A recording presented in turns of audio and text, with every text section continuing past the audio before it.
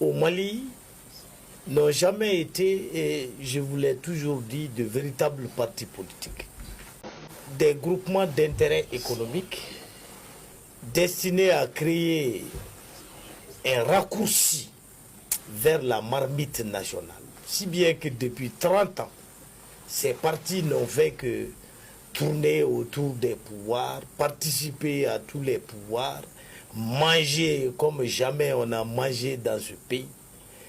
Et finalement, c'est devenu une véritable industrie alimentaire. Et la fin de la transition, comme ils aiment l'appeler, elle leur donne l'occasion de s'organiser pour prendre d'assaut le pouvoir d'État.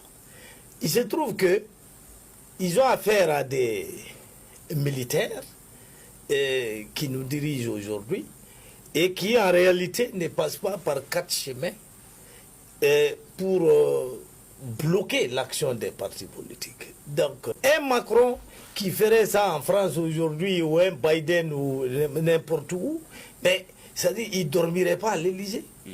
Si Assimi Goïta a pu signer un tel décret, c'est parce que nos partis n'ont personne derrière eux.